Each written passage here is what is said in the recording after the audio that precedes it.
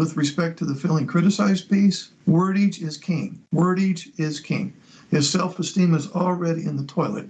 It doesn't take much for him to feel criticized. Sometimes your neutral comments download to him as criticism. You're not necessarily being critical or doing anything wrong, but he's going to download it in a certain way because he's hypersensitive. Hypersensitive. So the suggestions would be with respect to wording, and the whole reason I'm bringing up the business of wording is king is because if you pick your wording carefully, you won't feel as criticized. Some NT wives go, well, this seems like this is work for me. This is like more work for me.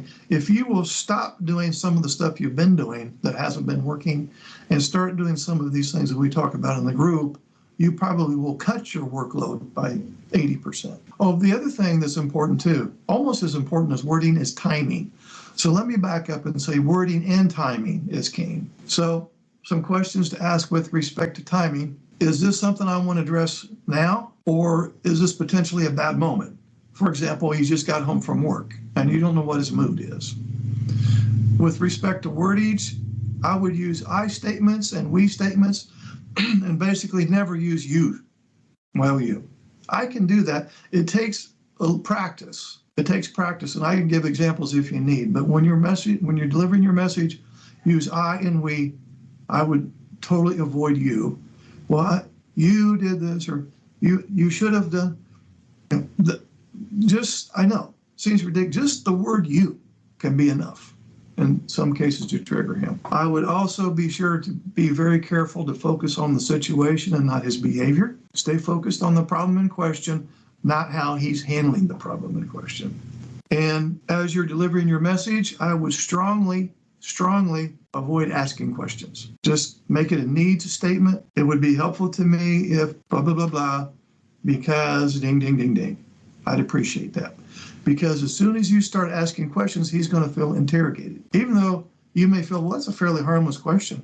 And even if a neutral third party was observing the conversation, that third party might, I have no idea how he downloaded that as interrogating, but he will. So some fight starters would be, why are you still at the office? Or why am I the only one helping the kids with their homework? Or you bought all these groceries, but you didn't pick the one thing I sent you there for. I could come up with them all day long, believe me. So be careful with the questions. So in summary, if you can keep his anxiety reduced, you're never going to eliminate it. And if you can be careful with your wording and timing with respect to your message delivery, you will cut your workload greatly and you will cut your grief greatly.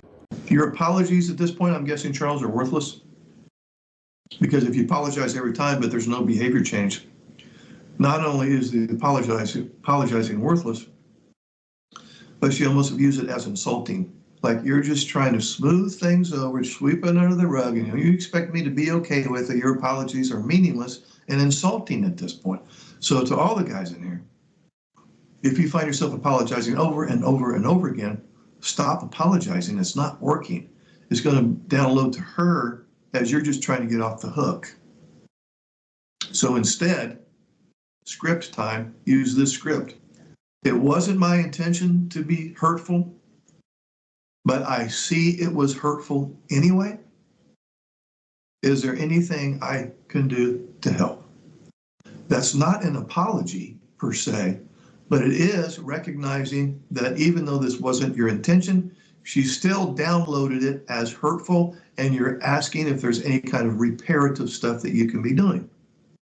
So if you've been apologizing all the time, but your apologies now are worthless, and she's even downloading that as you're just trying to get off the hook, stop apologizing and instead say, wasn't my intent to hurt.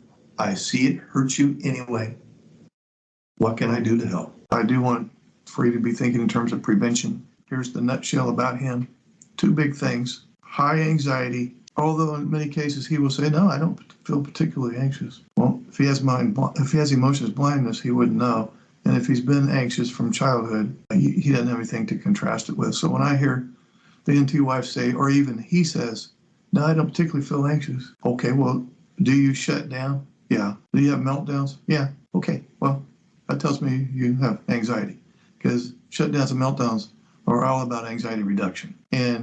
But once a shutdown or a meltdown has started, that bullet has left the gun. And so intervening in that moment, and you have tried to intervene in the middle of a shutdown or a meltdown, I can promise you every time you made it worse. Intervention, once that bullet has left the gun, it only makes a bad problem worse.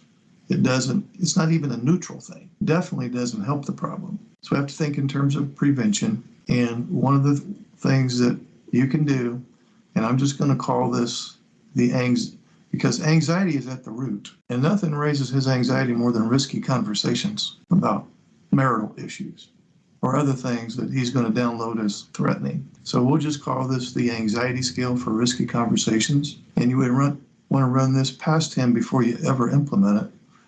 And if he's open to watching these videos, he can watch this video and you can hear it from me. So this scale is going to range from 1 to 5, 1 being very low anxiety and 5 being very high. And you're going to, with his permission, after you've approached him about this and say, can we use this scale thing so we can think in terms of prevention. So you're going to use this scale when you're talking to him about the important stuff or the stuff that you feel like you might be at risk for him doing some version of meltdown or shutdown. So if they're even remotely potentially stressful topics, I would say, okay, before we go into this conversation, can we use this anxiety scale for risky conversations? She's giving you too much power. You can't make her angry, mad, sad, glad, happy, resentful.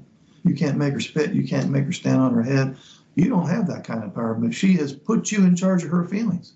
Well, one has to say and do certain things in order for me to be okay inside. One has to avoid saying and doing certain things in order for me to be okay inside. She has put you in charge of her feelings. She's in charge of her feelings. Her happiness, her job. Her anger control, her job. And you have your job done. It's not getting you off the hook. You have your job. And we can talk about what that exactly is if you want. Do no further harm would be one. But I'm in charge of her feelings. I can make her mad, sad, glad, happy, resentful. I have the power to influence the emotional part of her brain. Sorry, you don't have that kind of power. It's a little bit like, well, God is kind of my God. He's in charge of how I feel. You see how ridiculous this is? Yeah, you're not making her angry. I'll tell you what is making her angry though. The way she is downloading your behavior. We'll put in the context of the ASD husband NT wife. There's the ASD husband's behavior. Then there's the way she assesses that behavior or downloads that behavior or makes an assumption about that behavior, 3 different ways of saying the same damn thing. And it's the download then that impacts her emotions. We don't come from step 1, his behavior, to step 3, my feelings. Nope. There's a big missing factor right there in the damn middle of the thing, which is he behaved a certain way and I processed it a certain way, and the way I processed it made me feel this way. Body language is hard for typical guys on the autism spectrum, and she might be conveying some obvious body language and she just assumes that you can tell she's upset. That's a dangerous assumption. She will tend to want to work through the relationship problems in a very thorough way, almost disgustingly thorough way, as in she has to unturn every stone. And that's just how she's wired. I can't fault her. You will tend to want to avoid discussing relationship problems because it raises your anxiety. And as soon as your anxiety is up, it's really difficult to listen and understand and retain and then follow through with what she's asking. Instead, you may do some version of a meltdown or a shutdown. A mild version of a shutdown oftentimes is he sits there and he's looking at her, or at least in the same room, giving her the impression that he's listening, but he's already checked out. A major version of a shutdown might be he doesn't talk to her for 2 weeks. She will intuit emotions and emotional cues in a heartbeat. It's very instinctual to her. Most guys on the autism spectrum have some element of alexithymia, which means they have difficulty understanding emotions in themselves and others. She will want to tend to focus on creating a solution that works for the couple, for both of you. She's very much team player. Most guys on the autism spectrum prefer to be more independent and honestly would rather find a solution on their own. if they can. When she's under stress, she will tend to want to connect, form strong group bonds, reach out to you, reach out to other family members and friends. When guys are stressed, they usually try to disconnect. They will express their anxiety in some mild or major form of fight or flight response. It could be avoidance or an expression of anger. So you can see the communication breakdown is not only not surprising, but really to be expected. So now I go full circle back to this business of grace and mercy.